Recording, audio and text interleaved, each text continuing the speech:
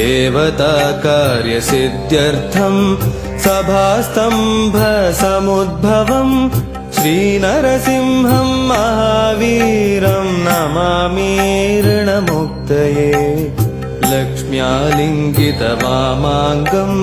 भक्तानां वरदायकं श्रीनरसिंहं महावीरं नमामि ऋणमुक्तये आन्त्रमालाधरं शङ्खं चक्राब्जायुधधारिणं श्रीनरसिंहं महावीरं नमामि ऋणमुक्तये स्मरणात् सर्वपापघ्नं कद्रूजविषनाशनं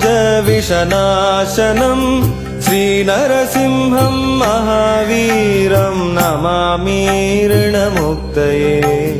सिंहनादेन महता दिग्दन्ति भयनाशनं श्रीनरसिंहं महावीरं नमामि ऋणमुक्तये प्रह्लादवरदं श्रीशं दैत्येश्वरविदारणं श्रीनरसिंहं महावीरं नमामि ऋणमुक्तये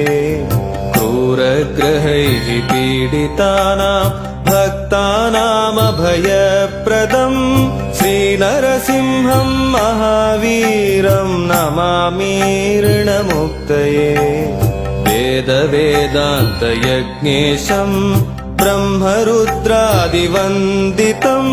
श्रीनरसिंहं महावीरं नमामि ऋणमुक्तये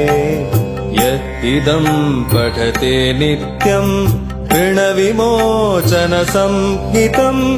अनृणी जायते सद्यो धनं शीघ्रमवाप्नुयात्